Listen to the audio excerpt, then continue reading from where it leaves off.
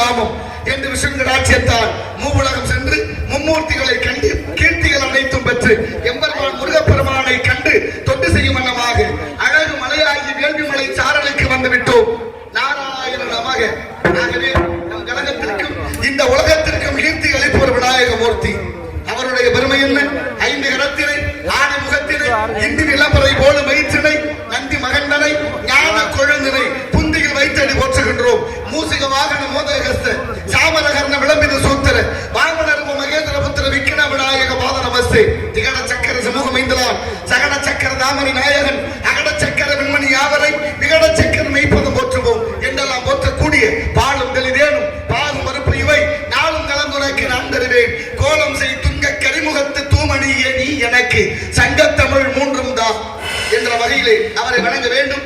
அற்புத கீர்த்தி வேண்டி, ஆனந்த வாழ்க்கை வேண்டி, நற்பொருள் குவிதல் வேண்டி, நலமலாம் பெருக வேண்டி, கற்பக மூர்த்தி தெய்வ களஞ்சியத்தை இருக்கை சென்று பொற்பதம் அணிந்து மாறில் பொய்யில்லை கண்ட உண்மை என்றார் சிறுகுடல். ஆகினாலே விநாயகனை பணிந்து பிறகு பணியை தொடர்பு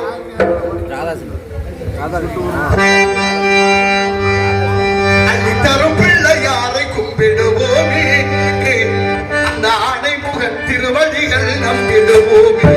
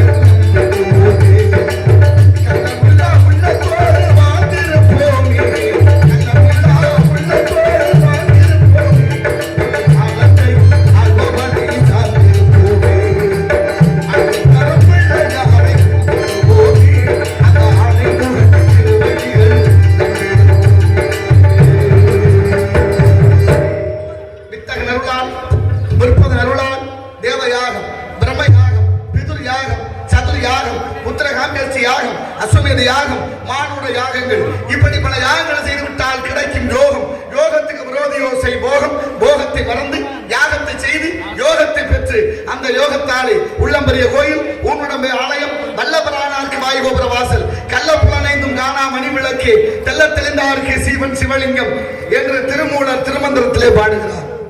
உள்ளங்கோயில் உடம்பு ஆலயம் மூச்சு காத்தே சிவலிங்கம். அப்படின்னா என்ன அர்த்தம்? கோயிலும் உடம்பும் ஒண்ணுன்னு சொல்றார். சிவனுக்கு ஜீவனுக்கு என்ன வித்தியாசம்? சிவன் அப்படின்னு எழுதினோம்னா சுழி இருக்கு, சிவம்னு எழுதினோம்னா சுழி இல்லை. அப்படின்னா சிவனுக்கு சுழி இல்லை, சீவனுக்கு சுழி உண்டு. சிவன்லாம் யாரு? நம்ம எல்லாம் சீவன். நம்ம அதாவது சுழிப்படுத்துற பாடு ஒருத்தரையும் ஒரு இடத்துல இருக்க வேண்டியதில்லை. ஆமா, ஒரு சொல்லியா சொல்லி அப்படி சுழிப்படுத்துகிற பாடு மக்கள் ஆன்மாக்கள் எல்லாம் உய்யும் இடம்தான் இந்த ஆலயம். ஆலயம் தொழுவது சாலவும் நன்று. கோயில் இல்லாத ஊர்ல குடியிருக்க கூடாது, கோயில் விளங்க குடி விளங்க என்று முன்னோர்கள் நமக்கு கற்றுக் கொடுத்த பாடத்தை நாம் எல்லாம் மறந்து விடாமல் தொன்று தொட்டு அந்த வழக்கத்தை கடமையிலே கொண்டு வர வேண்டும். பாட்டும் மரதமும் மண்புள்ள நாடகமும் நாட்டுக்கு நல்ல பயன் தரும் என்றார்கள் முன்னோர்கள். அந்த வகையில் நல்ல பயனாக இருக்க வேண்டும். அப்படி உள்ள கோயில் உடம்பு ஆலயம் மூச்சு காத்தே சிவலிங்கம் என்று உடம்பு வச்சே கட்டிய கோயில் சிதம்பரம் நடராசர் கோயில். சிதம்பரம் நடராசர் கோயிலும் மனித உடம்பு ஒண்ணு. எது போல அந்த கோயில் இருக்கிற கொடிமரமும் மனிதனுடைய முதுகுத்தண்டு ஒண்ணு போல. ரெண்டுலையும் 32 இணைப்புகள் உண்டு. மனிதன் ஒரு நாளைக்கு விடக்கூடிய மூச்சு 21,600. அந்த கோயில்ல வேகப்பட்டிருக்கிற தங்க ஓடுகள் 21,600. இந்த உடம்புல 72,000 தசை நாடுகள் நரம்புகள். அங்கே அடிக்கப்பட்டிருக்கிற ஆடு 72,000. அது மட்டுமல்ல, இந்த உடம்புல நவதுவாரம் 9 வாசல், அங்கேயும் 9 வாசல் படி. சாமி இருக்கும் இடம் கருவறை, உடம்புல இதயம் இருக்கிற இடம் கருவறை. எல்லா கோயிலையும் கதவு திறந்தா கருவறை சாமி கண்ணுக்கு தெரியும். ஆனா நடராசர் கோயில் அப்படி இல்லை. உள்ளே நுழைந்து இடப்பக்கமாக சென்று நடராசரை தரிசிக்க வேண்டும். காரணம், உடம்பு வைத்தே கட்டிய கோயில். இந்த உடம்பு 2 கூறு, ஒன்னு வலக்கூறு ஒன்னு இடக்கூறு. இடப்பக்கம் தான் இதயம் இருக்கு. இதயம் இருக்கிற இடத்தில் தான் இறைவன் இருக்க வேண்டும் என்று எண்ணி அறிவியல் வளராத காலத்திலே கட்டப்பட்ட கோவில் சிதம்பரம் நடராசர் கோயில். ஆலயம் தொழுவது சாலவு நன்று. இந்த கிழவி நமக்கு கொடுத்த பாடம். எத்தனை பேர் ஒழுங்கா சாமி கும்பிடுறோம்? நல்லா சாமி கும்பிடுறோம்னா பக்தியா இல்லை இன்னைக்கு இருக்க நிலைமை. ஆமா, அப்படிப்பட்ட இடங்களிலே ஆனாலும் எத்தனையோ ஆலயங்கள் இருக்கு. 1008 கோயில் சிவன் கோயில், 108 கோயில் பெருமாள் கோயில். அத்தனை கோயிலும் மன்னர்கள் காலத்திலே கட்டி இருக்கிறார்கள். தனி உடைமையை பொது உடைமையாக்கி இந்த மக்கள்லாம் உய்யும் பொருட்டு ஆலயங்களை கட்டி எழுப்பினார்கள். அதுலயும் திருவாரூர் கோயில் பார்த்திருக்கீங்களா? 5 வேலி நிலம், கோயில் 5 வேலி, குளம் 5 வேலி. தியாகராஜ பெருமாள், தியாகேசர், இந்திரன் வழிபட்ட அந்த லிங்கத்தை அந்த வீதி விடங்க பெருமானை இங்க கொண்டு வந்தார். வீதி விடங்கம்னா என்ன? வீணா இல்லை, தங்கம்னா ஒளி, ஒளிபடாமல் தானே எழுந்தருளிய மூர்த்தி யாகேச பெருமான். அவரை சுத்தி 6 கோவில்கள் இருக்கிறது. இப்படி எல்லாம் கோயில்கள் நமக்கு நிறைய தத்துவங்களை சொல்லிக் கொடுக்குது.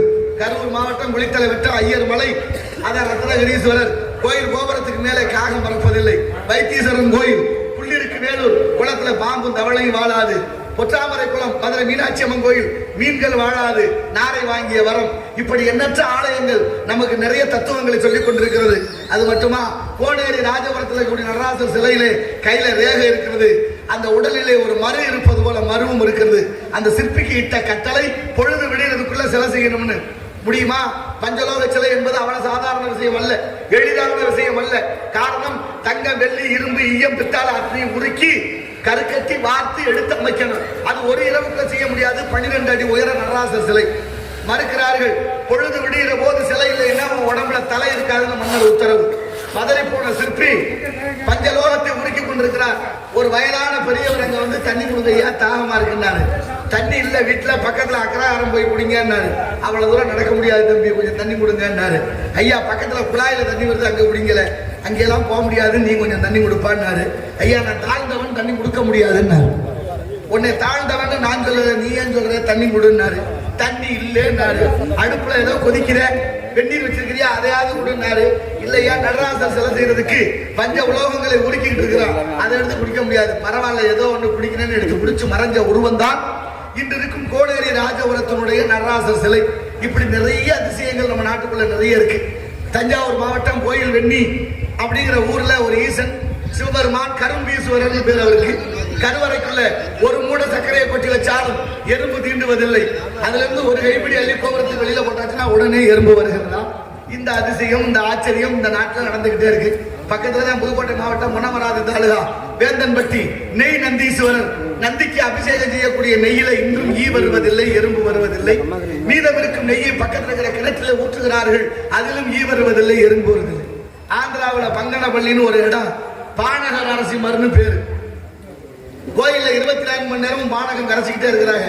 கரைக்கிற இடத்துல எறும்பு இல்லை, ஈ இல்லை. சற்று தள்ளி வேற இடத்துல வச்சிருந்தா உடனே ஈ வந்துடும், எறும்பு. சரி, ஒரு அண்டா கரைச்சாலும் நரசிம்மர் அவ்வளவும் சாப்பிட்றாருன்னு பார்த்தா இல்ல, அரை அண்டா தான் வாய்க்குள்ள போமா, மீதி போகாம. சரி, அண்டாவில் கொடுத்துதான் போகலையே, குவளையில ஊற்றுவோம். குவளையில ஊத்துனா அதுங்க அரை குவளை தான் உள்ளே போகும், மீத வெளியில வந்து விடும். இந்த ஆச்சரியத்திற்கெல்லாம் பகுத்தறிவாளர்களுடைய பதில் என்ன இருக்கிறது? எவ்வளவு உயர்ந்த சிந்தனையோடு ஆலயங்களை தொழுது நமக்காக கட்டி வைத்தார்கள். தென்காசி குற்றாலம் காசி விஸ்வநாதர் கோயில் கோபுரத்துக்குள்ள காலை வச்சோடனே காத்து நம்மளை வெளியில தள்ளும், மீறி போனா காற்று நம்மை உள்ளே தள்ளும். அப்படி ஒரு சுழற்சி அந்த இடத்துல இருக்கு. 1800களிலே பாண்டிய மன்னர்களால் கட்டப்பட்டது.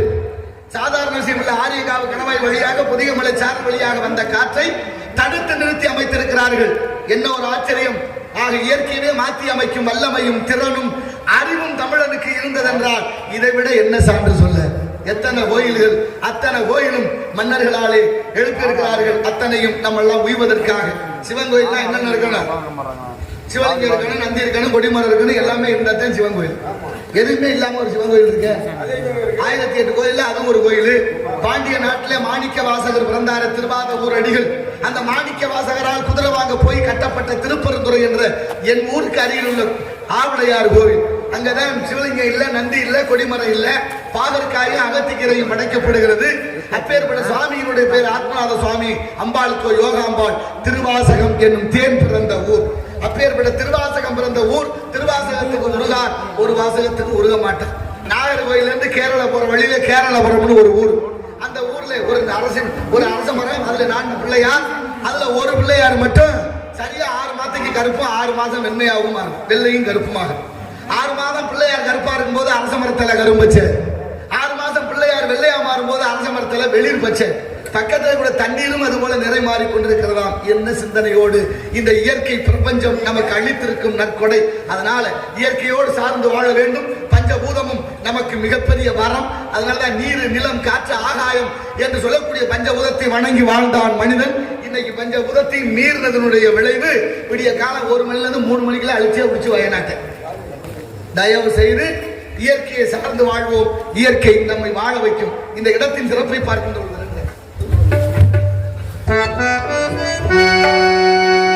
தென்னகமான் திருநாட்டில் மேவியதோ கண்ணடத்து குழகுமலை கழிவயிற்றில் கருவாகி காவிரி எனும் தாதியிடம் உருவாகி ஏழ்வீழ்ச்சி காணாது இருக்க சிவசமுத்திர நீர் வீழ்ச்சி எனும்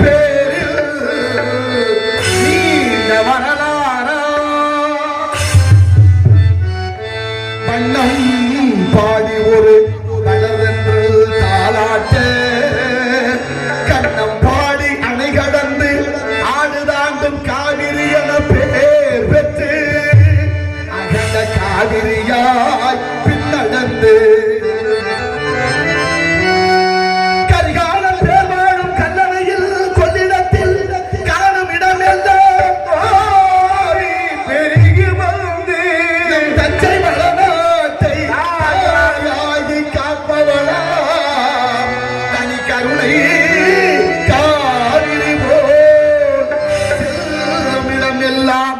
சிறுத்தி பேதறிக்கி கண்ணும் கடையாகும் கருணையால் எல்லோர்க்கும் பிள்ளை எனனாலும் பேச வந்த கண்மணியே எங்கள் வாழ்வே இளையக்கணி, எங்கள் இளையக்கணி. ஒட்டையூர் மக்கள் எல்லாம் என்றும் நம் இளையக்கணி.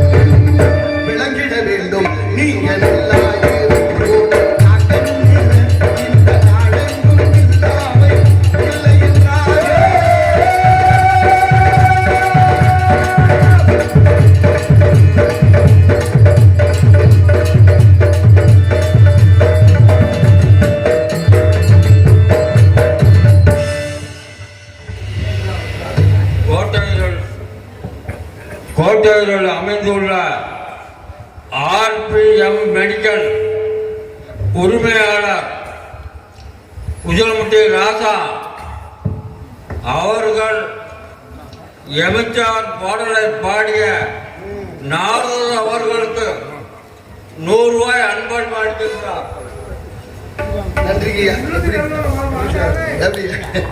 அன்பளிப்பு வழங்கிய மருந்தகத்தினுடைய உரிமையாளர் அவர்களுக்கு நன்றி. குணமார்ந்த வணக்கம்.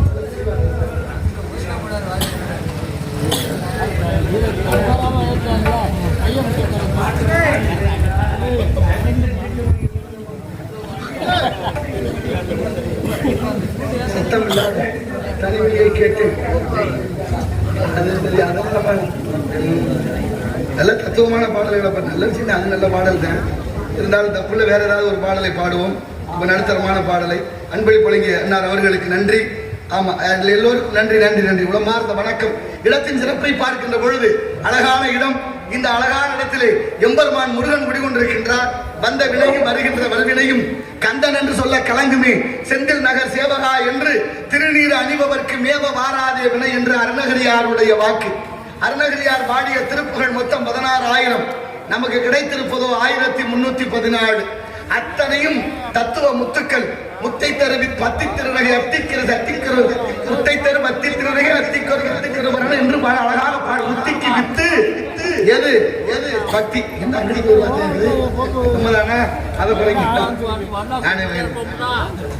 அப்படி முத்தை தரு பத்தி திருநகை அத்திக்கிறது சத்திச்சரவன முத்திக்கொரு வித்து கூறுவரன் என போதும். முற்கற்பர மற்கு சுருதியில் முற்பட்டது கற்பித்திருவர் 30 முவர்க்க தமரரு மடிவேனு 10 தலகத்தை கணதடு ஒற்றை கிரிமத்தை பொழுதரு மற்ற பகல் வட்டத்திகரிகள் இரவாக அப்படின்னு அழகான இப்படி திருப்புகளை நம்ம கொடுத்தாரு. முதப்பாட்டு பாடுனதுக்கு அப்புறம் 12 ஆண்டு சும்மாவே இருந்தார். அருணகிரியார் மேல இருந்து விழுகிற பொழுது முருகன் உள்ளங்கையில தாங்கினார். முருகான் விழுந்திருக்கிறார். முருகான் விழுந்த பொழுது தாங்கி சும்மா இரு சொல்லற பவன். சும்மா இரு சொல்லற பவன்னா என்ன? பேசாத மௌன விரதம் இருந்தார். நம்ம இருக்க முடியாது. நம்ம ஆளு பேசாம இருக்கன்னா அப்பதான் நிறைய முடியல. ஆனாலும் 12 ஆண்டு சும்மாவே இருந்த அருணகிரியாருக்கு மறுதரம் முருகன் காட்சி கொடுத்து இப்ப திருப்புகழ் பாடுனார். நான் எழுதறியா முழுமுடன் எங்கனம் பாடுவேன். முத்து முத்தா பாடுனாரு. முதல் போட்டா வியாபாரம் பண்ண யாருக்கு தான் கசக்கம். யாரோ ஒருத்தர் முதல் போட்டா சும்மா இருக்கிறாரு வியாபாரம் பார்க்க வேண்டியதானே. இப்ப முருகன் முதல் கொடுத்தார். முத்துங்கிற முதல அப்படி முதல் கொடுத்த உடனே அவங்க அம்மா ஞாபகம் முத்தம்மை அப்படியே முத்து முத்தா பாடினாரு. நாவிலே ஓம் என்ற மகா மந்திரத்தை எழுதி பாடிட்டு திரும்ப 12 வருஷம் உட்கார்ந்துட்டாரு. அதுக்கப்புறம் வந்து முருகன் காட்சி கொடுத்து எம் வயலூருக்கு வாடினார். வயலூர் எங்க இருக்கு? திருச்சி பக்கத்துல இருக்கு. ஆனா திருவண்ணாமலையில இருந்து வயலூருக்கு வருகிறார். வயலூருக்கு வந்ததுக்கு அப்புறம் நான் என்ன பண்ணேன்? பாடு, என்னை பத்தியே பாடுனாரு. எப்படி பாடுறது?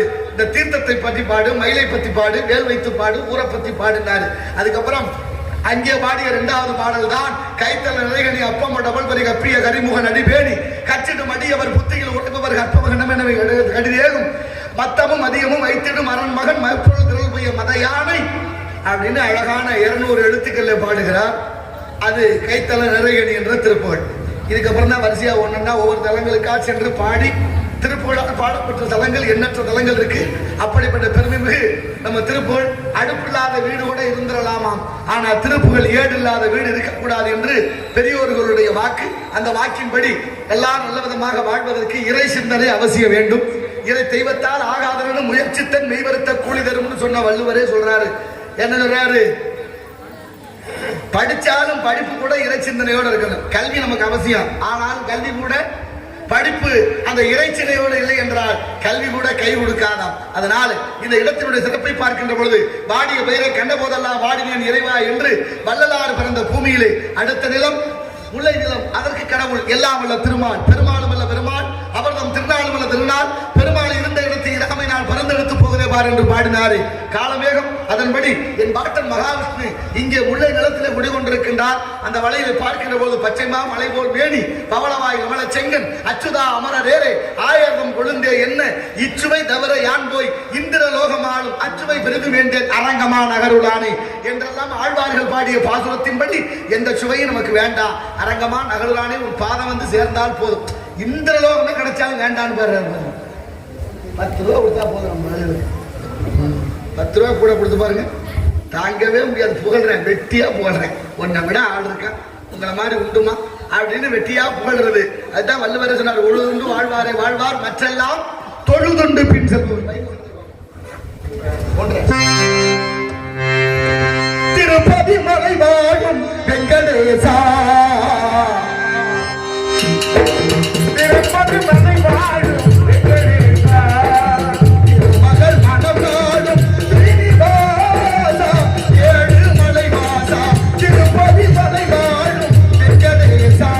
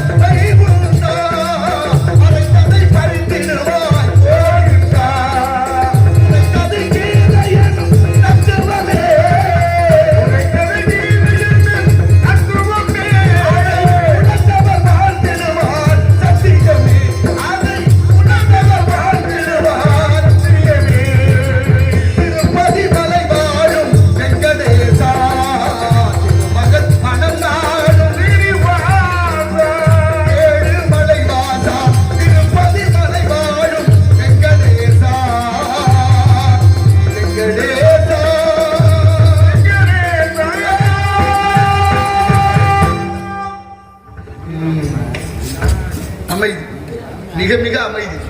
நல்ல நடுநிசி மணி 2 நல்லுருளில் நட்டம் நடமாடும் பயின்றாடும் நாதனே அப்படின்னு மாணிக்க வாசகர் பாடுறார். வள்ளலாறு பயிர் வாடினால் கூட உயிர் வாடியதாக கருதிய மகான். இன்னைக்கு கேரளா, வயநாடு அப்படியே நிலச்சரிவு ஏற்பட்டு 100, 150, 200 பேருக்கு மேல வெளியாயிருக்காங்க. அடுத்த எச்சரிக்கை எங்க கொடுத்திருக்காரு தெரியுமா? நீலகிரிக்கு கொடுத்திருக்காரு. நீலகிரினா எது? ஊட்டி. மலைகளில் ராணி என்று அழைக்கப்படும் ஊட்டி மாநகராட்சிக்கு அறிவிக்கப்பட்டிருக்கு அடுத்த பாதிப்பு இங்கே ஏற்படும். எச்சரிக்கையோடு இருந்து முன்னெச்சரிக்கையோடு அது நடக்காம இருக்க இறைவனை வேண்டுவோம். எல்லாரும் நல்லா இருக்கணும். எல்லாரும் இன்புற்று இருப்பதை எல்லாமல் வேறொன்றறியின் பராபரமே என்று பாடியது போல நாமளும் எல்லாரும் இயற்கையை வணங்குவோம்.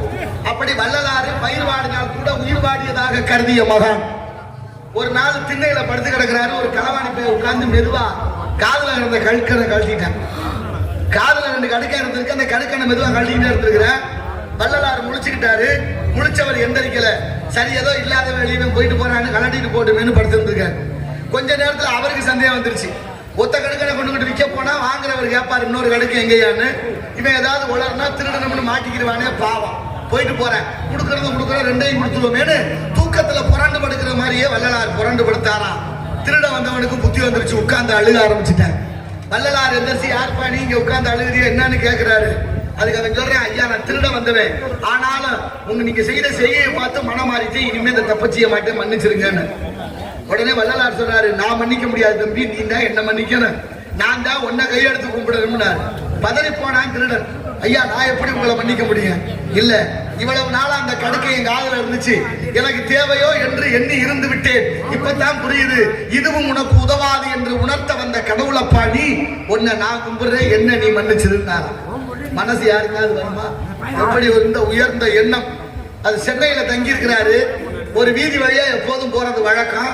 அந்த வீதி வழியா போற போது அந்த வீதியில ஒரு வீட்டுல திண்ணையில உட்கார்ந்துட்டு ஒரு சாமியாரு, அது நிர்வாண சாமியார், போற வர ஆளுகளை திட்டிக்கிட்டு உட்கார்ந்துருக்கேன். நாய் போகுது, நரி போகுது, பன்றி போகுது, கழுத போகுது, மாடு போகுது, இப்படியே அடமொழி சொல்லிக்கிட்டே இருந்திருக்கிறேன். இப்ப சீடர்கள் ஐயா அந்த பாதையில போக வேண்டாம், வேற பாதையில போவோமேன்னு சொன்னாங்களாம். அதுக்கு ஐயா சொல்றாரு, அப்படிலாம் மாற்றக்கூடாது, நம்ம எப்போதும் போற பாதையிலே போவோம்.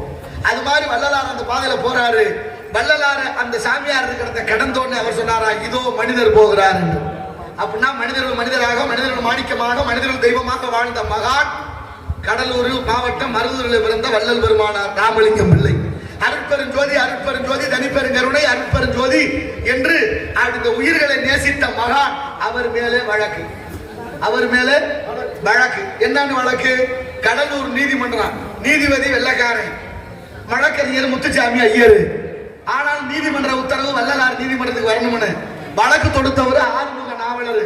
அவரோடு சேர்ந்த ஒரு 13 பேர் சேர்ந்து ஒரு குழுவா அந்த வழக்கை தொடுத்துட்டாங்க. நானும் பார்த்தேன், படிச்சு பார்க்கிறேன், வள்ளலார் என்னடா தப்பு பண்ணியிருப்பாருன்னு பார்த்தா, நான் நினைச்சேன் ஒருவேளை தமிழ்நாட்டில் உள்ள மலையை பூரா வெட்டி அள்ளியிருப்பாரா, இல்ல மரங்கள் எல்லாம் வெட்டிட்டாரா, இல்ல தமிழ்நாடு ஆத்துல உள்ள மண்ணெல்லாம் அள்ளி வித்துருப்பாரான்னு பார்த்தா அந்த தப்பெல்லாம் செய்யல. ஏன்னா அந்த தப்பு செஞ்சு பூரா நல்லா இருக்கிறேன், நல்லா வெள்ளையும் சொல்லி மாத்திருக்கேன். நாட்டுல திருவருப்பா பாடிய வள்ளலார் மேல வழக்கு. எங்க போய் சொல்ல, நாடே நல்ல மௌனம் காக்குது, வாய் மூடி மௌனிக்குது. வாயை மூடணுங்கிறதுக்காக பல தொகையை கொடுக்க வேண்டியிருக்கு. 8 தொகை, 18 கீழ்கணக்கு, புறநானூறு, அகநானூறு அப்படிங்கிற மாதிரி. ஆனாலும் வள்ளலார் நீதிமன்றத்துக்கு நுழைஞ்சாரு. உட்கார்ந்து இருந்த எல்லாரும் எதிர்த்து கும்பிட்டாங்க. வள்ளலாரை பார்த்து ஆறுமுக நாவலர் கும்பிட்டுருக்கிறாரு. நீதிபதி பார்த்துட்டு கேட்கிறாரு, நீ அவருக்கு எதிரி, நீ தான் அவருக்கு வழக்கு போட்ட, நீ ஐயா கும்பிட்டாரு. அதுக்கு அவர் சொன்னாரா, என்னன்னு தெரியலைங்க, அவரை பார்த்தோன்னா கும்பிடன் போல தோணிருச்சு, என்னை அறியாம கும்பிட்டாரு. வழக்கு அன்னைக்கே தள்ளுபடி. எதிரிக்கு கூட வள்ளலாரை பார்த்தா கும்பிடணும்னு தோணுச்சு. அதுதான் மனித வாழ்க்கை. வள்ளலாரை பார்த்து எதிரியே கும்பிட்டுருக்காருன்னா அவருடைய வாழ்க்கை எவ்வளவு சுத்தமானதுன்னு பாருங்க. இன்னைக்கும் பாருங்க, நம்ம பார்த்தா சில பேரை பார்த்தா கும்பிட தோணுது இல்ல, வாங்க மச்சான் நல்லா இருக்கலாம், மாப்பிள்ள நல்லா இருக்கலாம், அண்ணன் நல்லா இருக்கலாம் அப்படின்னு சில பேரை பார்த்தா கும்பிட தோணுது. சில பேரை பார்த்தா கும்பிடு துளைக்கணும்னு தோணுது. படுத்துறாங்கல, பதவியில இருந்தாலும் படுத்துறேன், பதவியில இல்லைனாலும் படுத்துறேன். அதிகாரிகள் எல்லாம் கும்பிடுறது அன்பினாலையா, என்னத்தையாவது இடைஞ்சல் பண்ணுவானேன்னு கும்பிட வேண்டியது. இப்படியே இந்த உலகம் போற போக்கு, இந்த மக்கள் படும் பாடு எங்க போய் சொல்ல. மனிதன் எல்லாம் தெரிஞ்சுக்கிட்டேன், எல்லா விஷயமும் மனிதனுக்கு தெரியுது. எல்லாம் தெரிஞ்சு என்ன செய்ய, ஒன்னே ஒண்ணு தெரியல.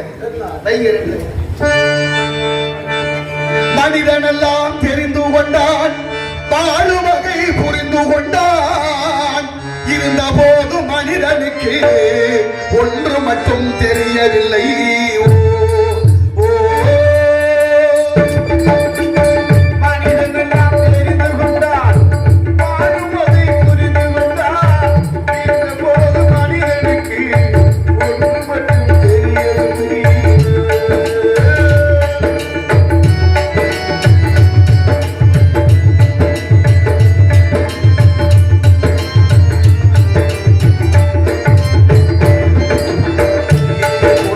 குயில்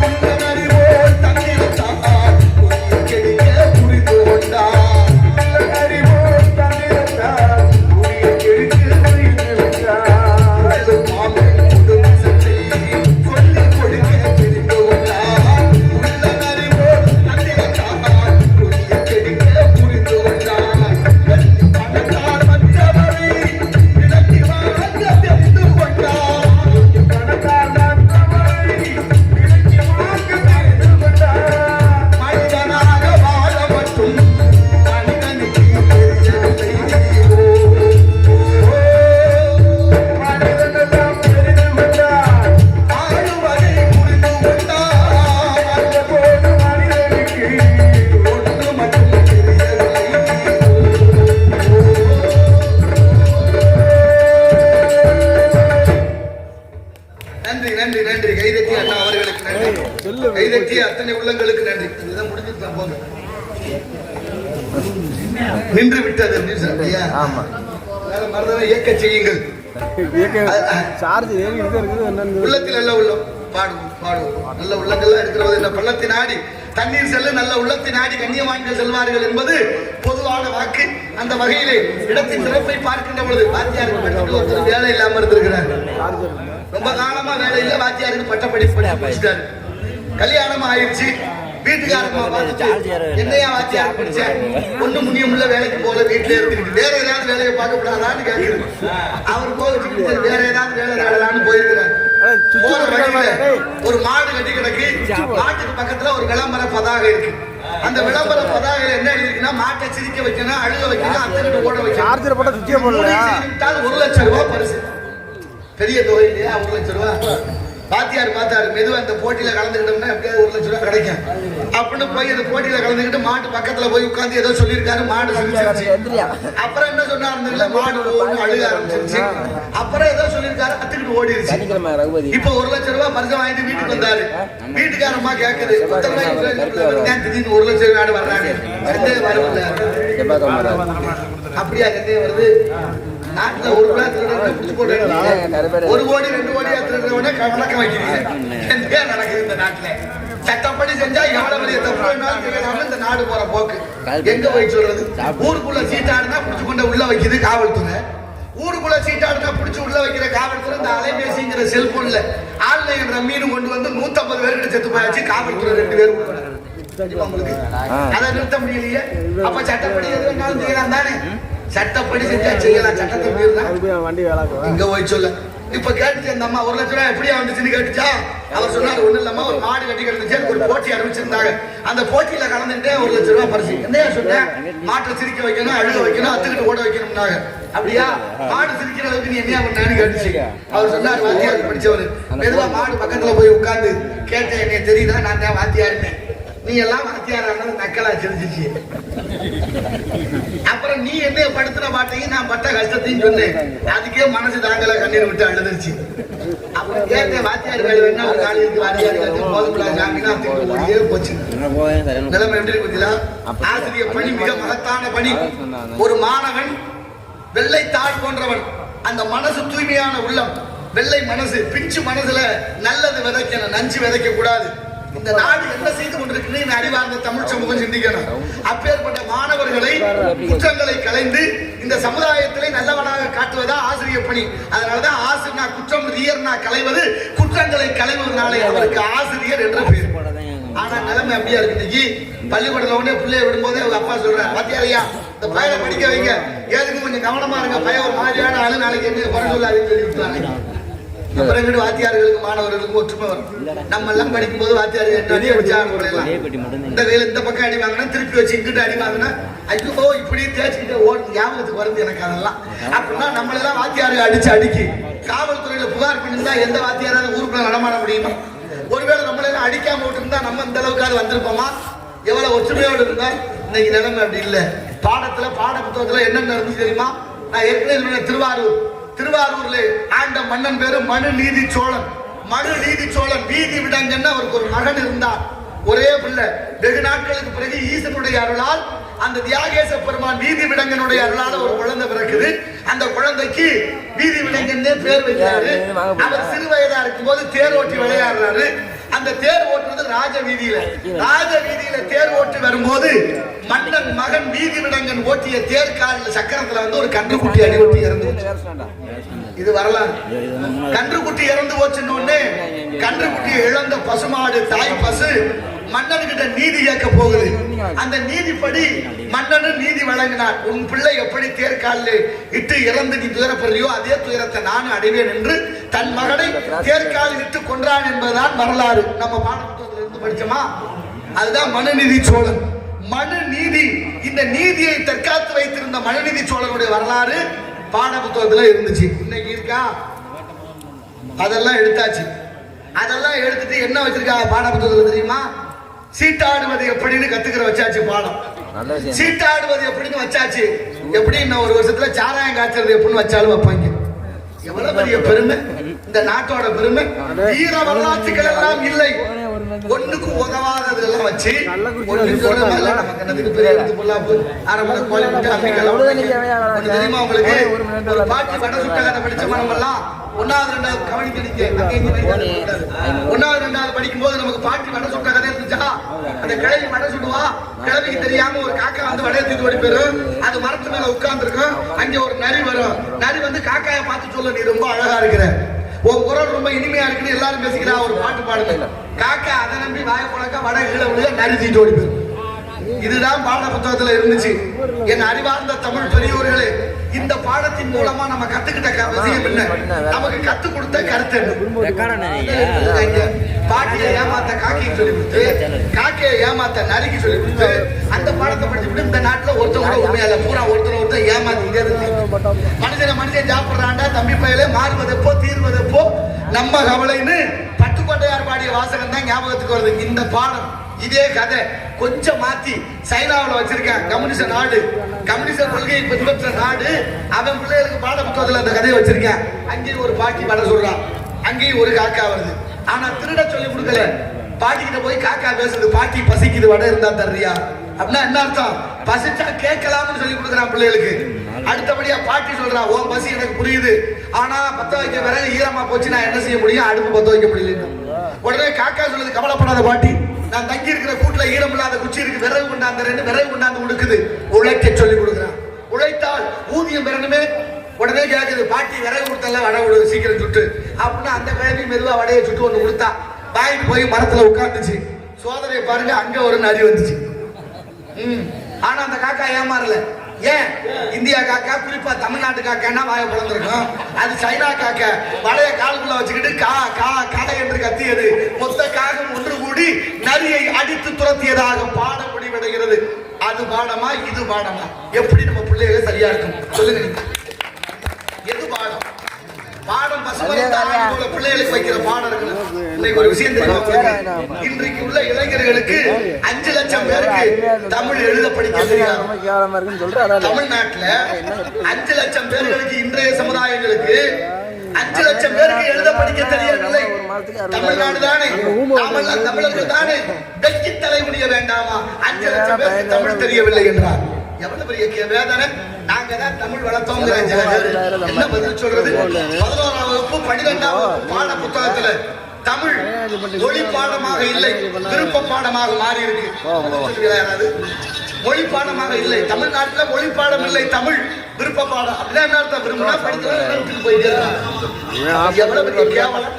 நாமெல்லாம் தமிழர்கள், நாங்க தான் நம்மளை காப்பாற்றணும். ஆனா அந்த உலகம் போற போக்கு எல்லா மாநிலத்திலையும் அந்தந்த மாநில தாய்மொழியில படிச்சா தான் பட்டம் வாங்க முடியும். ஆனா தாய்மொழியே படிக்காம ஒரு மாநிலத்துல பட்டம் வாங்கலாம்னா நம்ம தமிழ் மாநிலத்தை எங்க போய் சொல்ல? 5 வயசுல பிள்ளை சொல்றேன், எங்க அப்பா பத்தமானவர், எங்க அப்பா மாதிரி அப்பா பார்க்க முடியாதுங்கிறேன். 10 வயசு சொல்றேன், எங்க அப்பா நல்லவர் தான், ஆனா அப்பா கத்துவாரு, புத்தி சொன்னா பிடிக்கும். 15 வயசு ஆகணும் அவங்க அம்மாட்ட போய் சொல்றேன், அம்மா உன் வீட்டுக்காரன் சொல்லி தேவையில்லாம என் விஷயத்துல தலையிடாரு, நல்லா தெரியாது. என்ன கொடுமை. அப்புறம் 20 வயசு ஆகணும் தலையில அடிச்சுக்கிறேன், எப்படிமா தாளை கட்டிட்டு போக கடவுளே. 2 பேரும் நேரம் பத்தி எடுக்க போற நேரத்துல 30 வயசு ஆகணும் சொல்லுவேன், நான் எங்க அப்பாவோட பேசுறதே இல்லைங்க. எங்க அப்பா எது செஞ்சா சொல்றேன்னா இல்ல நடக்குதா இல்லையா எல்லா வீட்லயும் எங்க போய் சொல்ல. மண்டையில முடி வெட்டிக்குவாங்களா, கோடு போட்டு ரோடு போட்டு பண்பாடா இருக்கு. என்ன நான் கேட்க அறிவார்ந்த பெரியவர்களே, கோடு போட்டதுனால அறிவு தெளிவுதா இல்ல வருமானம் எதுவும் வருதா? சொல்லுங்க. ஒண்ணு இல்ல, சிகை அலங்காரம் என்பது முக அலங்கோலமா திருறாங்க. கேட்டா நாகரிகம்னு ஒத்த வார்த்தை. பெரிய பிள்ளைகளே ஏதோ பண்ணிட்டாங்கன்னு வச்சுங்க. ஒரு அம்மா ஒரு சின்ன பிள்ளைய கூட்டிட்டு போய் கோடு போட்டு கூட்டிட்டு அந்த கோடு இருக்குன்னு அந்த தாய்க்கு தெரியாது, அந்த பிள்ளைக்கு தெரியாது. பாண்டிச்சேரி பக்கத்துல இருந்து ஒருத்தர் சிவராமன் எனக்கு தொலைபேசியில தொடர்பு கொண்டு மருத்துவரா, ஐயா நாங்க அந்த வேலை தான் செய்யலாம், நீங்க பேசிய காணொலியை பார்த்தேன், நாங்க என்ன செய்யறது? வேண்டாமா சின்ன பிள்ளைகளுக்கு எல்லாம் போடக்கூடாது, உனக்கடையா காய் தானே வாங்கி போட்ட போடுங்கிறாங்க. நான் என்ன செய்வேன்னு தெரியலங்க. அவர் வருத்தப்படுறேன். ராமநாதபுரம் மாவட்டத்துல மருத்துவர்கள் எல்லாம் சேர்ந்து ஒரு ஒப்புதல் பண்ணியாச்சு. இனிமே மாணவர்களுக்கு இது போல கோடு போட மாட்டோம்னு முடிவு பண்ணியாச்சு.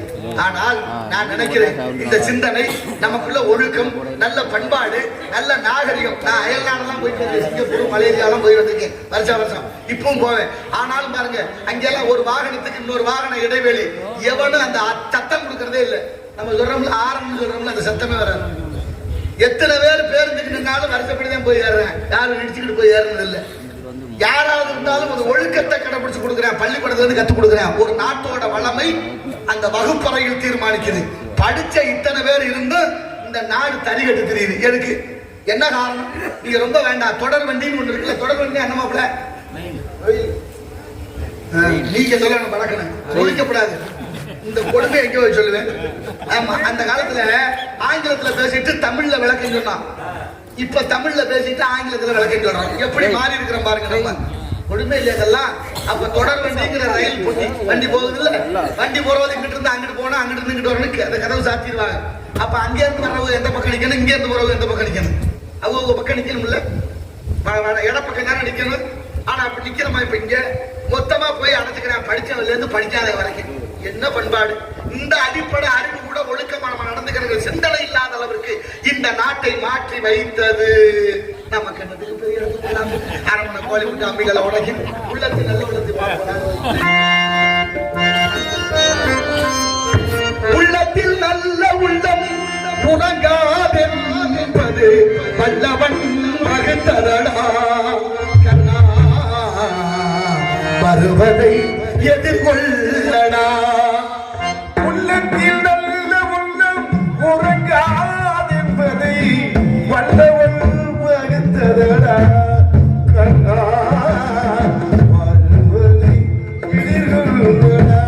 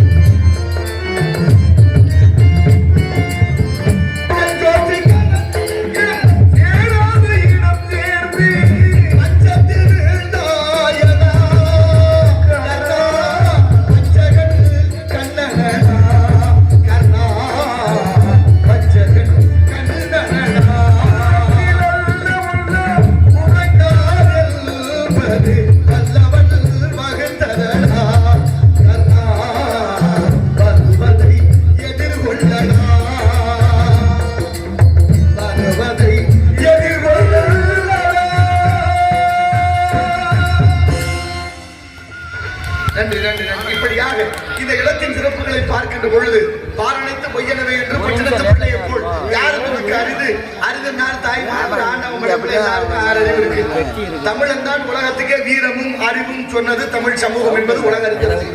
அத்தனை இலக்கியங்கள் இருக்கு. படிக்க படிக்க படிக்க படிக்க அறிவு தெளிவு வருது. அறிவு தெளிவு வந்தா ஞானம் பிறக்குது. அப்படிப்பட்ட ஓரறிவு முதல் 6 அறிவு உள்ள சீவராசிகளை அழகாக வகுத்திருக்கிறார் தொல்காப்பியர். ஆனாலும் மனிதனுக்கு 6வது அறிவு சில பேருக்கு வேலை செய்யறதே, சில பேருக்கு 5 அறிவு, சில பேருக்கு 4 அறிவு. மாவும் மக்களும் ஐயறிவினவை என்பது தொல்காப்பியம். கம்பரே பாடுறாரு, மக்களும் விலங்கு ஒண்ணுன்னு. சில வீட்டுல போய் கேட்டு பாருங்க, ஏமா உங்க வீட்டுக்காரங்க அதான் தெரியும் அப்புறம் வரும் அப்படின்னா என்ன அர்த்தம்? ஆடம் மாடம். நீங்க ஒரு புரித மாதிரி ஒரு கதை சொல்ற பாருங்க. ஒரு கணவன் மனைவி ஒரு இடத்துல வேலை பார்க்கறாங்க, ஒரு ஸ்தாபனத்துல. அது புது வருஷம் பிறந்தோடனே ஒரு நாள் காட்டி கொடுக்குறாங்க. நாள் காட்டினா என்ன மாப்பிள்ள? இதெல்லாம் எப்படி படிச்சிருக்காரு பாருங்க மாப்பிள்ள. நாள் காட்டினா என்ன மாப்பிள்ள? நேரம் காட்டி தான் நீங்க சொல்றது. அப்ப தமிழ் நல்லா படிச்சிருக்கோம்ல, இதுக்கு தான் அப்ப நாள் காட்டிங்கிற நீங்க சொல்ற அந்த காலண்டர் வாங்கிட்டு வந்தவரு ஒரு சோத்துல ஆணி அடிச்சு மாட்டலாம்னு வாங்கியிருக்காரு. ஒரு ஆணி எடுத்துக்கிட்டாரு, மனைவியை கூப்பிட்டு சுத்தியல் எடுத்து சொன்னாரு. அவரும் சுகத்துல இப்படி ஆணி வச்சுட்டு சுத்தியல் அப்படி ஓடினார்ல, ஆணி தலைகீழா இருக்கு. புரியுதா உங்களுக்கு? ஆணி தலைகீழா இருக்கு. இப்ப என்ன செய்யணும்? அறிவாளிங்க தானியை திருப்பி வச்சு அடிக்கணும். அப்படியே அடிச்சிருக்கணும். அவர் அப்படி அடிக்கல. இப்ப சொல்றேன், என்ன ஆணி தயார் பண்ணிருக்காங்க? கொண்டை வைக்க வேண்டியதுல கூறு வச்சிருக்காங்க, கூறு வைக்க வேண்டியதுல கொண்டை வச்சிருக்காங்க. கூறு கட்ட வயலு என்ன யார ஆணி தயார் பண்ணது தப்பா தயார் பண்ணிட்டானு இவர் சொல்றாரு. உடனே ஒரு மனைவி சொன்னாங்க, இந்த அம்மா, யோ ஆணி ஒழுங்காத்தான் தயாராயிருக்கு, இந்த ஆணி கூடுங்கிட்டு இருக்குல்ல, இந்த சோகத்துல அடிக்கக்கூடாது, கொண்டுக்கிட்டு வா, அந்த சோகத்துல அடிக்கணும்னாலாம் அந்த புண்ணியவதி. ரெண்டு பேருக்கு அறிவு எவ்வளவு சொல்லுங்க. தலையிறக்க எப்படி இருக்கு பாருங்க சிந்தனை. காரணம் என்னன்னு நம்ம யோசிக்கணும்.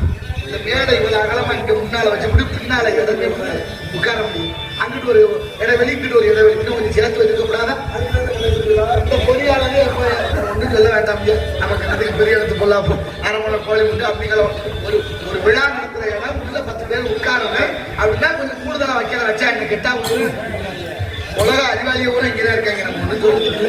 அதனால இப்படி இந்த உலகத்தினுடைய நியதிகளை பார்க்கிற பொழுது நீங்க பொண்ணு கொடுத்தவங்க பொண்ணு எடுத்தவங்க சந்திக்கலாம். எப்படி கூப்பிடுறான்?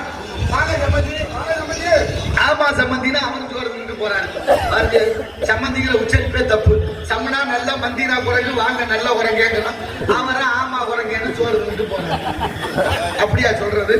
தமிழ் உலகத்துல நம்ம அப்படி சம்மனா நல்ல, பந்தம்னா உறவு, வாங்க நல்ல உறவேன்னு கூப்பிடுறோம். சம்பந்தி பாகவர்க்கா கசக்குது இல்ல? கசக்குதா? கசக்குதா இல்லையா? என்ன புரியல? பாகற்கா கசக்குது. பாகற்கா கசக்குதுன்னா கசக்குற காய்க்கு கசப்பு காய்னு பேர் வச்சிருக்கலாம். ஏன் பாகற்காய்னு பேர் வச்சாங்க? பாகற்காய் கசக்குது, அது கசப்பு காய் அப்படின்னு பேர் வச்சிருக்கலாம்ல. ஏன் பாகற்காய்னு பேர் வச்சாங்கன்னா, ஒருத்தர் ரொம்ப கஞ்சத்தனமா இருக்காருன்னு வச்சுங்க, அவரை போய் என்ன அப்படி கஞ்சத்தனமா இருக்குன்னா கோவம் வந்துடும். ஏன் அப்படி கருமையா இருக்கனாலும் கோவம் வந்துடும். அதே வார்த்தையை கொஞ்சம் மாற்றி சொல்லி பாருங்க, என்ன மாப்பிள்ள ரொம்ப சிக்கனமா இருப்பீ இருக்கு, கொஞ்சம் பார்த்து ஏதாவது செய்யறது அப்படின்னா மனசு வந்துடும். சொல்ற விதந்த அப்ப அது மாதிரி பாகற்காய் கசக்குது, கசக்கிற காய கசக்குதுன்னு சொல்லிட்டா மனசு நல்லா இருக்காதுன்னு தமிழனுடைய நெஞ்சம், உள்ளம், உயர்ந்த குணம் எப்படி வைத்தாரு? பாகற்காய் பாகுன்னா இனிப்பு, அற்றதுனா இல்ல, அதுல இனிப்பு இல்ல கசக்குங்கிறத சொல்லாமலே சொல்லி எவ்வளவு உயர்ந்த சிந்தனை. தமிழ் கூட நல்லுலகத்துல பிறந்திருக்கிறான். இந்த உலகம் அவ்வளவு உயர்ந்தது. அல்லது தமிழ் அதை விட உயர்ந்தது, அதை விட தமிழ்நாடு அதை விட உயர்ந்தது. தமிழ்நாடுன்னு பேர் வைக்க சொல்லி 76 நாட்கள் உண்ணாவிரதம் வந்து செத்து போனார் சங்கர் அலிக்கிறனார். அவரை மறந்துட்டோம். நாடு பேர் வைக்க சொல்லி அதுக்கு முன்னாலே பேர் இருக்கு. வள்ளுவன் தன்னை உலகிற்கு தந்து மாண்புகள் கொண்ட தமிழ்நாடுன்னு பாரதி சொல்லிட்டாரு. அவ்வளவு பெருமைக்கு அடையாளமான இந்த நாடு, அவ்வளவு உயர்ந்த சிந்தனை, உயர்ந்த நோக்கம், ஆன்மீகங்கள் நிறைந்த நாடு. அத்தனையும் நாளைய தலைமுறைக்கு சொல்லிக் கொடுக்கணும். யாரு கேட்கிறா? அண்ணன், தம்பி, மாமே, மச்சான், அக்கா, தங்கச்சின்னு கூப்பிட்டு இருந்த நம்ம அண்ணன்னாக, அப்புறம் அண்ணான்னாக, அப்புறம் பிரதர்னாக, இப்ப என்னமோ புரோங்கிறாங்க. என்ன பாரு என்ன எனக்கு தெரியல. கழுத நேச்சு கட்டருமான கதையாவுல போச்சு. எங்க போய் சொல்றது? நாகரிகம்ங்கிற பேர்ல என்ன வச்சிருக்கிற நம்ம ஒண்ணு இல்ல, எல்லாம் இழந்துட்டான். ஆனா நம்மள இப்படி எல்லாம் ஆக்குறதுக்கு ஒரு கூட்டம் தெரியுது. 100% சக்கரை நோய் வந்துருச்சு. நோய் இல்லாதவங்கள பார்க்க முடியல.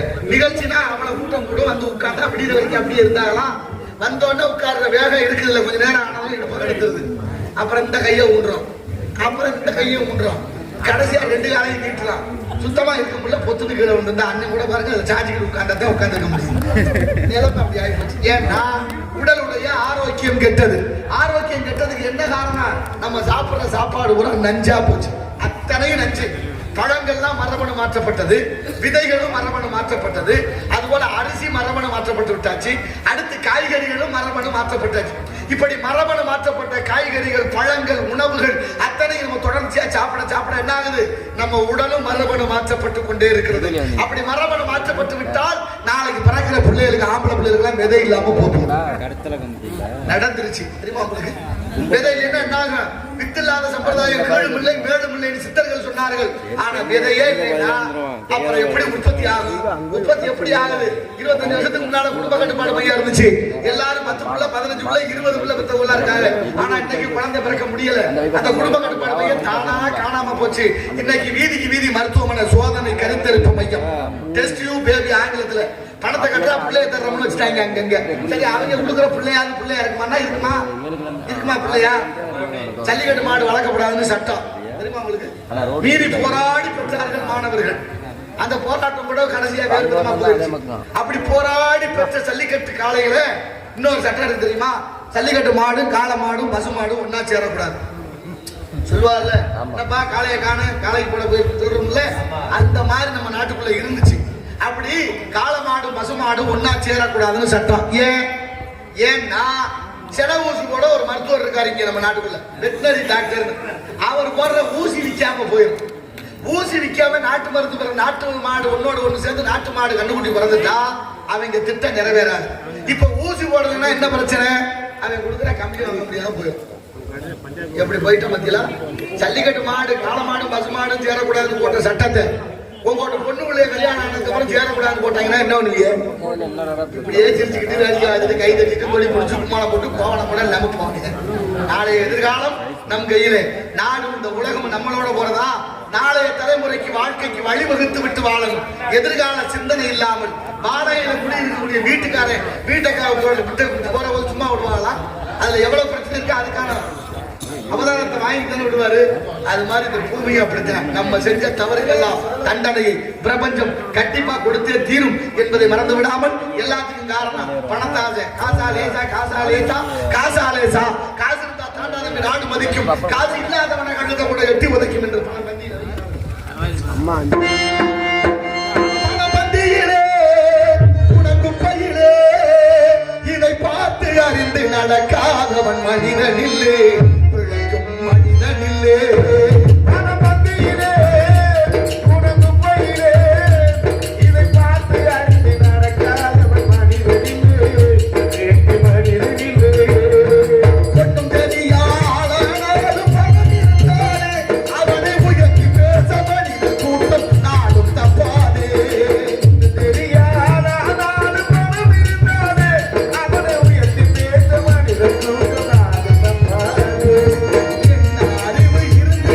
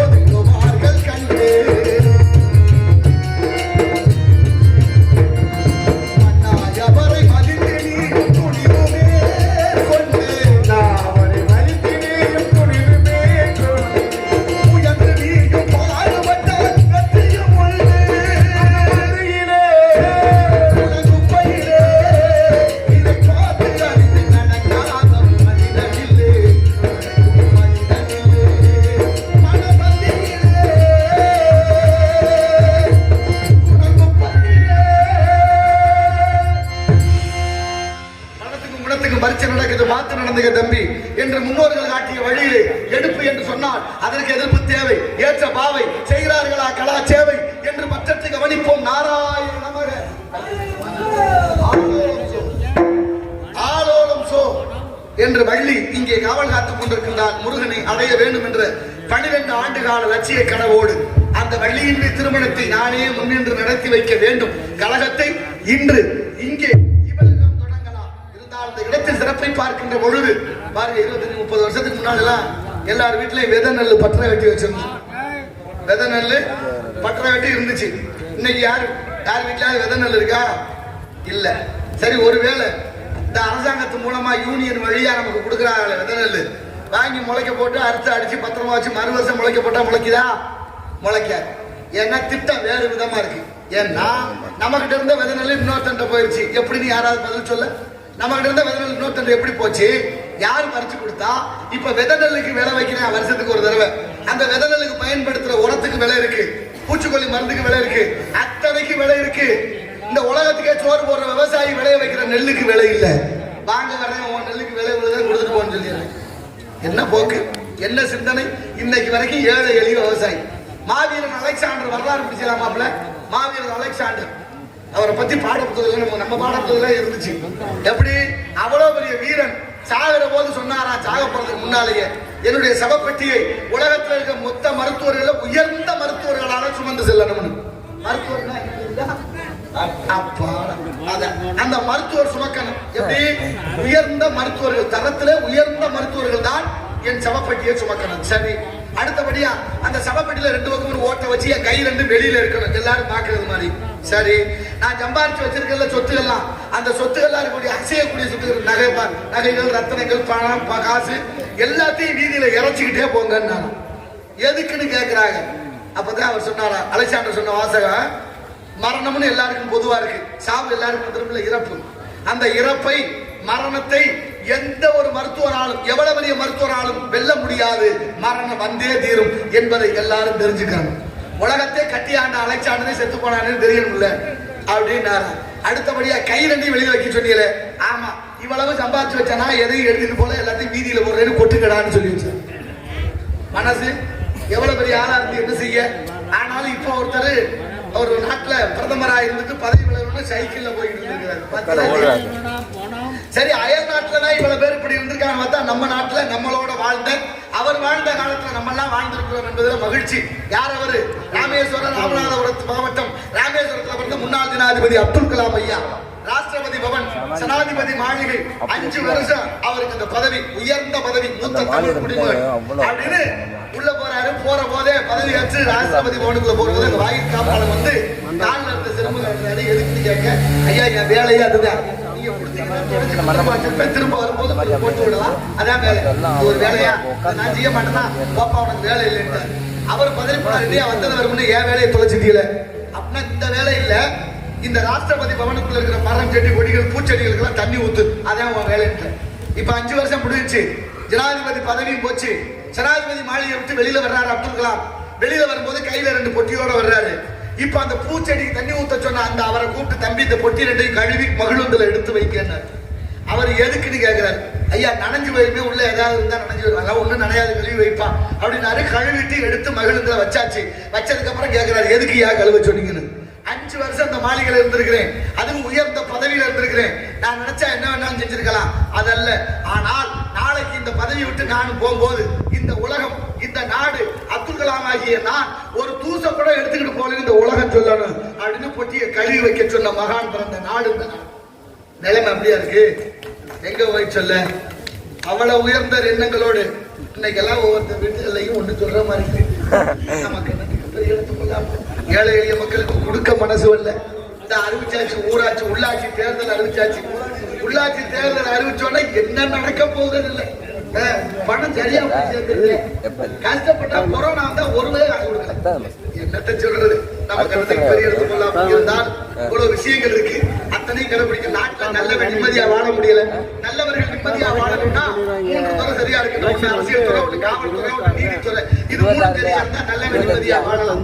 ஒரு நீதிபதி புருஷ முன்னாடி சண்டை வந்துருச்சு. சண்டை வந்தா என்னத்தை சேர்ந்து வாழ்ந்தா புரிஞ்சு வாழ்வோம்னு 2 பேரும் நீதிமன்றத்துக்கு போயிருக்காங்க. நீதிபதி என்னப்பா பிரச்சனை? ஐயா எங்களுக்கு கருத்து வேறுபாடு வந்துச்சு, நாங்க பிரியணும், விவகாரத்தை கொடுங்க.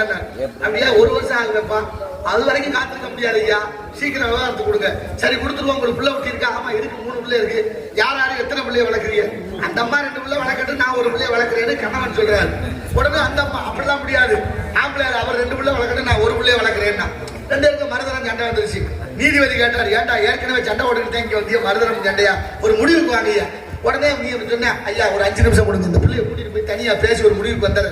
அப்படின்னு கூட்டிட்டு போய் 5 நிமிஷம் கழிச்சு வந்து, ஐயா நாங்க ஒரு முடிவுக்கு வந்துட்டோம். சரிப்பா என்ன செய்யணும்? எங்களுக்கு இன்னும் 1 வருஷம் அவகாசம் கொடுங்க. எதுக்கு? ஏன்னா 3 பிள்ளையா இருக்கிறத நாங்க சரியா பிரிக்க முடியல. 1 வருஷம் அவகாசம் கொடுத்தீங்கன்னா அந்த பிள்ளைய மாசமாக்கி இன்னொரு பிள்ளை பெற்றுக்கிட்டு ஆளுக்கு 2ஆ பிரிச்சுக்கலாம்னு நீதிபதிக்கே யோசனை சொல்றாங்க.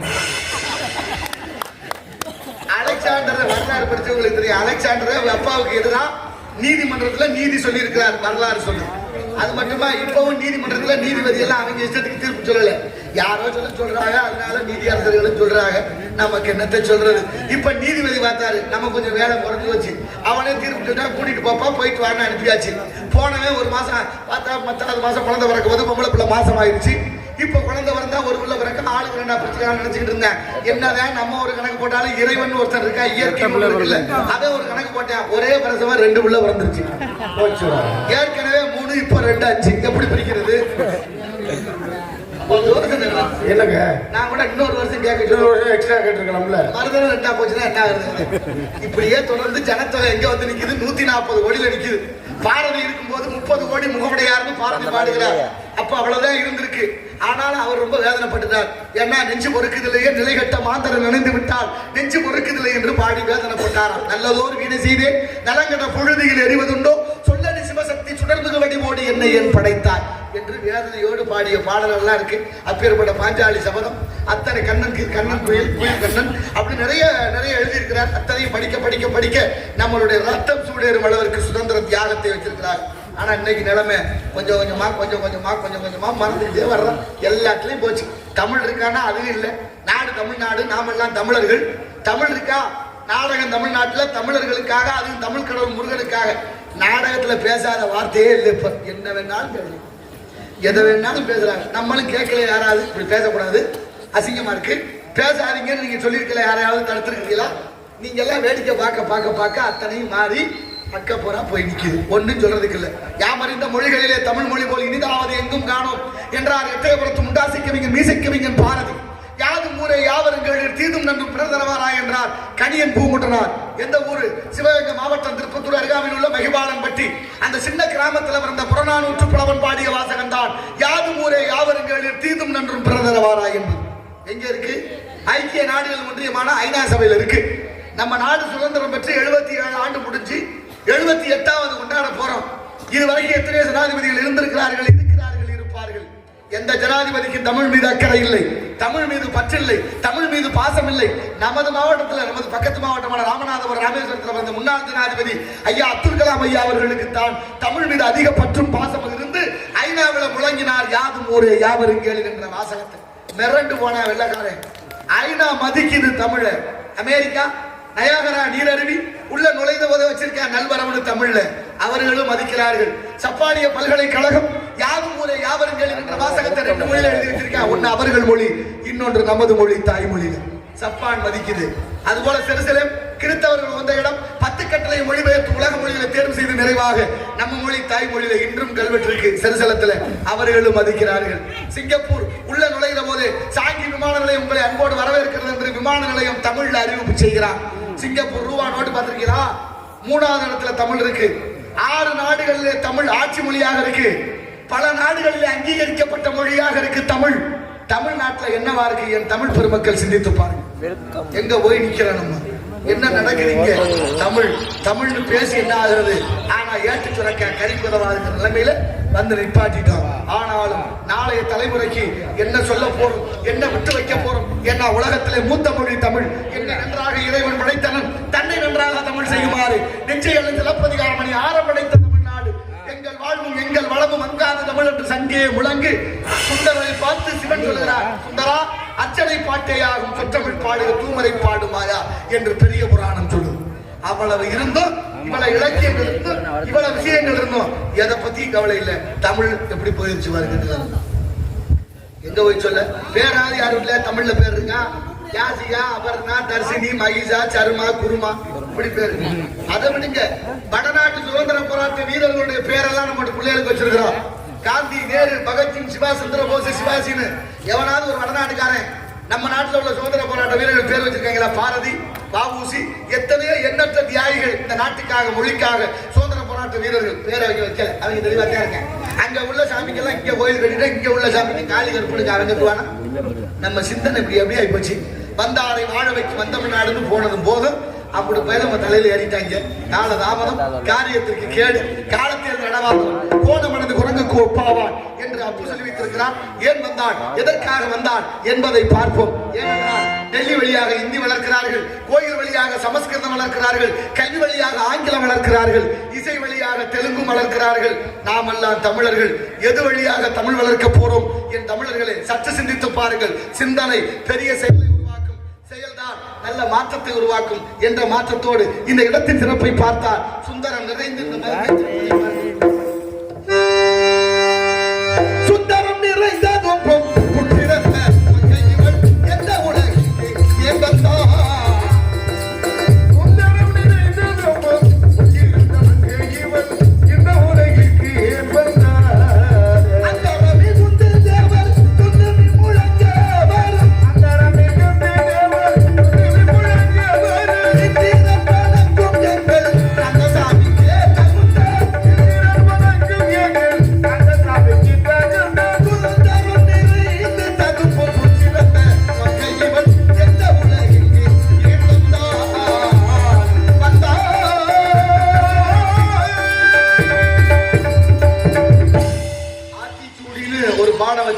நமக்கு அறம் செய்ய விரும்பு ஆறுவது சினம் இயல்வது கரவே ஈவது விளக்கேல் உடையது விளம்பேல் ஊக்கமது கைவிடு. அறம் செய்ய விரும்புன்னு இருக்காது. படிச்சவங்களுக்கு தெரியும், எல்லாருக்கும் தெரியும். அறம் செய்யன்னு எகர மெய்யெழுத்து அதுல இல்ல. அறம் செய்ய விரும்புன்னு சொல்லியிருப்பா. ஏன் செய்யறது கையை, விரும்புறது மனசு. தர்மம் பண்ணா கூட விருப்பத்தோட பண்ணுன்னு சொல்லணும். அறம் செய்ய விரும்பு அப்படின்னு சொல்லிட்டு ஆறுவது சினம் அப்படின்னா என்ன? தர்மம் பண்ணா கோவம் வரும்னு இந்த கிழவி சொல்றான். தர்மம் பண்ணா கோவம் வருமா? செய்யறது தர்மம், ஏன் கோவம் வருது அப்படின்னா தப்பா சொல்லிருக்கலாம். அந்த கிழவி உண்மையாவே சொல்லிருக்கிறான். அன்னதானம் போட்டு பாருங்க, நம்ம ஆளு என்ன ஓட விடுறாங்க. சாப்பிட்ற ஆள் எந்திரிக்கிறதுல பின்னால இருப்பேன், இலையோட உள்ள வருவேன். ஊட எல்லாம் இலை எடுக்க போற நேரத்துல மோர் வேணும்னு எடுத்துருப்பேன். சாம்பார் ஊத்துறோம். இப்படிலாம் படத்துல பாடு இருக்கா இல்லையா? என்ன சோறு போட்டாங்க ஒழுங்கா சாப்பிடலைன்னா அதை பண்றவங்களுக்கு தானே தெரியும் சிரமம் என்னன்னு. அதையும் செஞ்சு பார்க்கணுமா இல்லையா? வீட்டை கட்டி பாரு, கல்யாணத்தை பண்ணி பாருன்னா எவ்வளவு சிரமம். அத்தனை பொருள்களும் விலையேறி போச்சு. நீங்க ரொம்ப வேண்டாம், ஒரு 500 ரூபாய் சில்லறை மாத்துங்க. 5 ரூபாயா கோயில் வாசல்ல இருந்து ஏழைகளுக்கு கொடுங்க, கொடுத்துட்டே இருப்பீங்க. ஏன்னா 500 ரூபாய் மாத்தி வச்சிருக்கீங்க இல்ல, ஆள் எத்தனை பேர் வந்தாலும் நீங்க கொடுத்துக்கிட்டே இருப்பீங்க. ஆனா வாங்கிட்டு போனவரே திரும்ப வாங்க வந்தா என்ன சொல்லுவீங்க? கோவம் வரும்ல. வாங்குறவரே வாங்க வந்தா கோவம் வரும். இப்பதானே வாங்கிட்டு போனேன், வேண்டாம் வாங்கிட்டு அப்படின்னு கோவம் வரும். நான் கேட்கிறேன், ஒரு 5 ரூபாய் தானே, ஒரு 5க்கு இன்னொரு 5 ரூபாய் கொடுத்தா 10 ரூபாய் தானே, வாங்கி கொண்டு என்ன உலக வங்கியில போட போறேன். ஆனாலும் கோவம் வருது. பல லட்சம் கோடியை சுருட்டிக்கிட்டு பல பேர் போயிட்டான் பல நாட்டுக்கு, அதை கேட்க நாதி இல்லை. ஆனா நாட்டுல 5க்கு 10க்கு பிச்சை எடுக்க வந்தா கோவம். எங்க போய் சொல்ல, உணர்ந்தால் அன்றி உணர்த்த முடியாது. பூமியோ 2 விதிக்கு கட்டுப்பட்டது. வருகிறான் காவலன், அவனை சந்திப்போம். பிறகு நமது கழகத்தை பற்றி சிந்திப்போம்.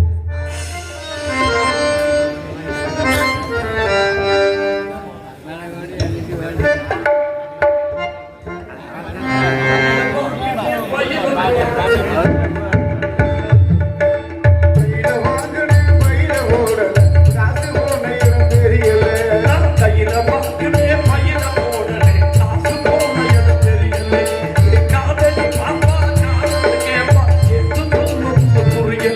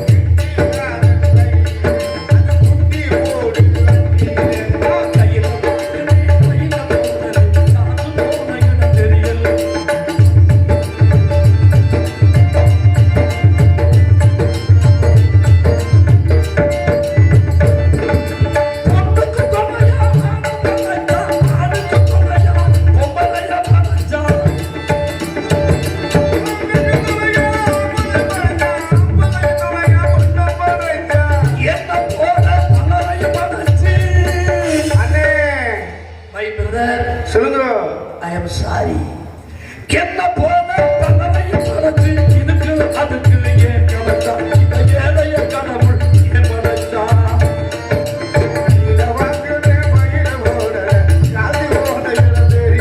எனக்கு காசு தோணு எனக்கு காசு தோணு தெரியலே. 1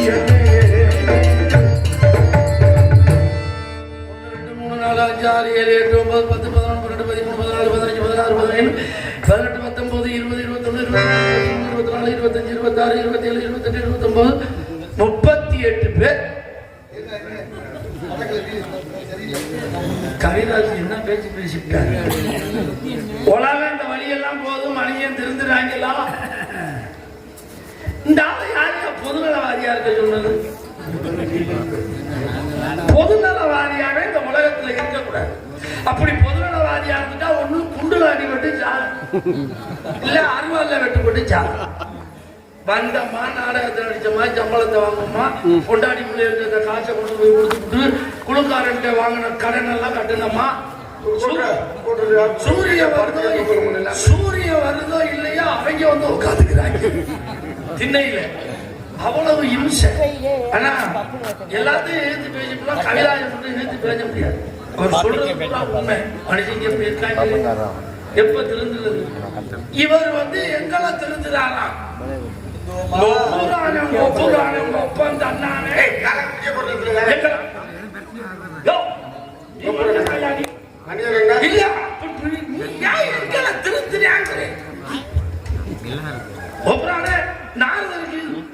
இந்த பொதுநல தொண்டு தேவையா? எனக்கா வகுக்கிறார்.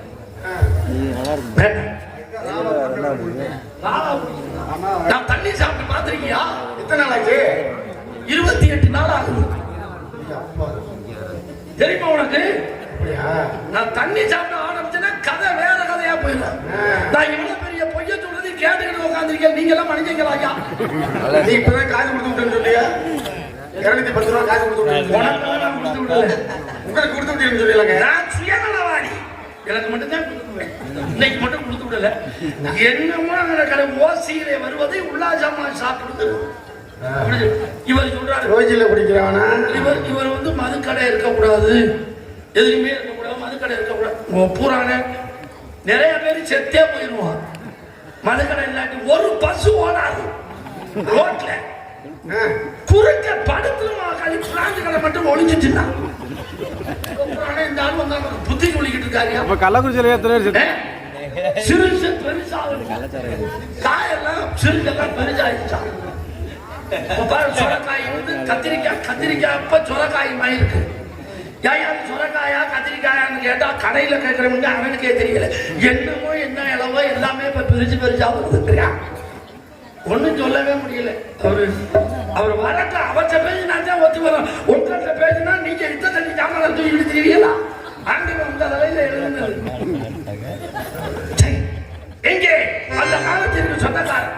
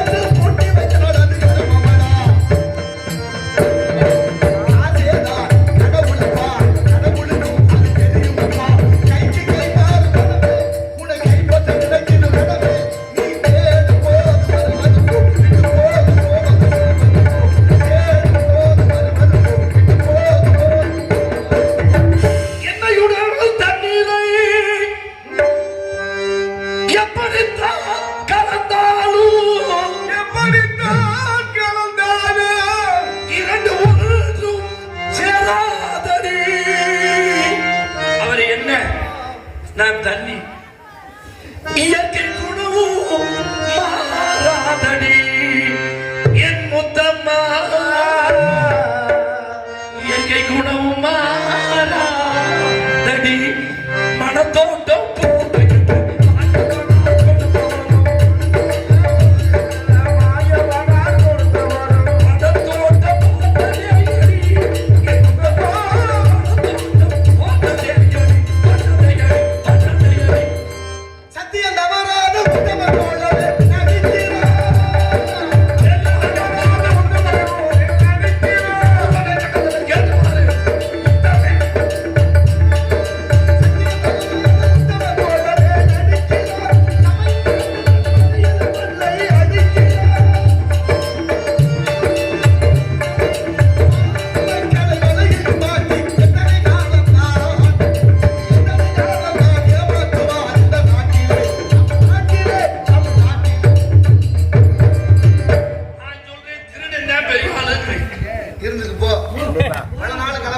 நாளைக்கு அகப்பட்டே ஆகணும். அகப்படுவேன். நீ இங்க வேணா தப்பிச்சிடலாம். மேல ஒரு கணக்கு பிள்ளை இருக்காரு, அவர் கணக்கு எழுதிட்டே இருக்காரு. அவர் எழுதினா எழுதிட்டு போட்டு அது தெரியுமா உனக்கு? இந்த பிரபஞ்சத்தினுடைய விதி எதை விதைக்கிறோமோ அறுவடை பண்ணி ஆகணும். சரி, நல்லதை விதைச்சா நல்லதா இருக்கலாம். என்ன கொடுத்தாலும் அதுக்கு 1க்கு 3 கொடுத்துரும். இந்த மண்ணு கூட பாரு, ஒரு நெல்லு போட்டா ஒரு கொத்து நெல்லு கொடுக்குது. நீர் எனக்கு சாபம் கொடுத்து சாபம் கொடுக்குது. இயற்கையினுடைய விதியை சொல்றீங்க. கடல்ல ஒரு பொருளை போட்டா 3 நாள்ல வெளியில வந்துடும். அது இப்ப கடலுக்குள்ள எவ்வளவு ஜாமான் கிடக்குதுன்னு தெரியுமா? கிடக்கு. பூமி மட்டும் இயற்கை வளங்கள் எல்லாம் அதுக்குள்ள இருக்கு. பூமி மட்டும் இங்க அழிஞ்சு போகல, ஆனா கடலுக்குள்ள அவ்வளவு குப்பை கிடக்குது. ஆமா இருக்குதா? அது மாதிரி நான் வந்து சாராய கடை வேண்டான்னு சொல்ல வரல. நீங்க நல்லா குடிங்க, மொத்தமா குடிங்க. அப்படி சொல்லி நீங்க மாதிரி ஒரு பாசக்காரன் எவனுக்குள்ள இப்பவும் நான் கட்ட சொல்றேன். உங்க மேல எனக்கு பாசம் இருக்கு. காலையில விடிச்சு நீ என் சட்டையை பிடிச்சி இழுத்து 4 அரை அரைஞ்சு நான் வாங்கி தரேன்டா வெள்ளச்சாமி, நீ சாப்பிடுறா அப்படின்னா நான் சாப்பிட மாட்டேன்னா சொல்லுங்க. அது குடிப்பேன், மணக்கு குடிப்பேன். அது தெரியும். அதை குடிக்கிறதுக்கு கள்ளச்சாராயம் குடிச்சா ஒரு 10 லட்சம் ரூபாய் பணமாவது கிடைக்கும். கள்ளக்குறிச்சியில நல்ல சாராயம் தான் தயார் பண்ணிருக்கான். போத 10 லிட்டர் கொஞ்சம் ஆல்கஹால கூட விட்டுருக்காங்க. இதுல என்ன தப்பு? உயிரெல்லாம் உங்களுக்கு சர்வ சாதாரணம் தானே. நீ சொன்னா குண்டுல அடி வர்றது, வெட்டி போடுறது சர்வ சாதாரணமா போச்சு. என்னத்த விஷயம்? கொலை, புலை, மது, மாதி எல்லாத்தையும் நீக்கணும்னு வள்ளலார் கூட சொன்னாரு. நீ சொல்றதெல்லாம் தெரியுதேன். நீங்க இந்த நாட்டுல பாரு, கீழடின்னு ஒரு ஊர் இருக்கு பாத்தியா, சிவகங்கை மாவட்டம். தொல்லியல் துறை சார்பா தோண்டி எடுக்கிறாங்க. தோண்டி எடுக்கிற ஒவ்வொரு 7ஆம் கட்ட அகழ்வாய்வு இன்னைக்கு 14ஆவது கட்ட அகழ்வாய்வு வரைக்கும் போயிருச்சு. எடுக்கிற ஒவ்வொரு பொருளும் தமிழர்கள் வாழ்ந்தார்கள் என்று பறைசாற்றுது. எப்ப 1000, 2000, 3000 ஆண்டுகளுக்கு முன்னே கழிவறை கட்டி வாழ்ந்த சமூகம் இந்த தமிழ் சமூகம். சிந்து சமவெளி நாகரிகம். அதை விட முந்தியதாக அப்படி பெருமைக்குரிய தமிழ் சமூகம் இன்னைக்கு நிலைமை ஒரு 100 வருஷம் 200 வருஷம் கழிச்சு தொல்லியல் துறை சார்பா தமிழ்நாட்டுல தோன்றினாங்கன்னா என்ன கிடைக்கும்? எங்க பேரை சொல்ற அளவுக்கு அந்த பொருள் கிடைக்கும். என்ன அடி போத்தல் சாராய பாத்துல போய் எங்கேயாவது இல்லாத இடம் இருக்குன்னு சொல்லியா? நீ நான் பேச விட்டுறேன். உன் மனசாட்சியை தொட்டு சொல்லு. எங்கேயாவது பாட்டில் உடைக்காத இடம் இருக்கா? கம்மாய்க்குள்ள பாட்டில், கரையில பாட்டில், வயலுக்குள்ள பாட்டில், வரப்புல பாட்டில், வீட்டுக்குள்ள பாட்டில், வெளியில பாட்டில், கோயிலை சுத்தி பாட்டில். ஆனா திருவிழா நடந்தா திருவிழாவை பக்தியோட கொண்டாடுறீங்களா? குடிச்சு கும்பாலம் தான் போடுறீங்க. சொல்லு, மரியாதையை சொல்லு. சொல்லு. ஒரு விஷயம் தெரியும். நான் கேட்கறது என்ன? கிடா வெட்டுற உங்களுக்கு வேண்டாங்களே. கிடா வெட்டுற பூஜாரி கூட தண்ணியை கொடுத்து கோயிலுக்குள்ள இருக்கிற ஐயர் கூட நான் ஒண்ணு சொல்ற மாதிரி இல்ல. அப்படியா? அப்படின்னா நான் என்ன பேசுறேன்னா, நீங்க போட்டு உடைக்கிற போத்தல்ல நாளைக்கு நீங்க மிதிக்கலாம். உங்க உறவினர்கள், சொந்த பந்த, தாய உள்ள யாரோ மிதிச்சா விளைந்த 100 நாள் வேலைக்கு போற என் சகோதரிகள், தாய்மார்கள், எத்தனை பேருக்கு காலில் பீங்கா வெட்டி இருக்கு. எவ்வளவு பெரிய தொந்தரவு. இப்ப ஆரம்பிச்சா கூட 100 வருஷம் ஆகுங்க சுத்தம் பண்றதுக்கு. சரி, நான் உன்னை கேட்கிறேன். நான் யார் பாட்டுல நீங்க உடைக்கிறீங்கன்னு நீங்க என்கிட்ட கேளியா? எதுக்கு உடைக்கிறீங்க? இனிமேல் இந்த இளவுல நம்ம முடிக்கவே கூடாது. ரோசத்தோட இதோட வேண்டாம் அப்படின்னு நாங்க உடைக்கிறோம். கண்ணு ஆண்டவன் கொடுத்திருக்கல, நீ பார்த்து அதுல நடக்காம ஒதுங்கி நடக்க முடியாது. தப்பு எங்க மேல இல்லப்பா. நாங்க இனிமேல் பட்டு இந்த இடமே வேணான்ட்டு தான் உடைக்கிறோம். உடைக்கிறதுல நீ ஏன் போய் காலை வைக்கிறாங்க? ஏன் குத்துது? நம்ம பழக்கமே அதானே. முள்ளு மேல காலை வச்சுட்டு முள்ளு குத்தி வச்சுப்போம். ஆமா, பழி அது மேலதான் தூக்கி போடுவோம். காதுல செவிட்டு மிஷின் வச்சுக்கோ. மிஷின் ஒண்ணு மாட்டிட்டு செவிட்டு மிஷினுமா. காது செவிடா, மிஷின் செவிடா. கூட இப்ப இயந்திரம் நல்லா இருக்கு. அதுல தான் இருக்கு. காது கேட்காதவனுக்கு இயந்திரத்தை மாட்டி அது என்னடா காதுல கேட்டா செவிட்டு மிஷின். அப்ப என்ன அர்த்தம்? ஹெட்போன் வந்திருக்கு. அது இப்ப அது எதுக்கு உதவும் தெரியுமா? அதிகமா கள்ளக்காதலுக்கு தான் நிறைய உதவு. உதட்டுல வச்சுக்கிறாங்க. உதட்டு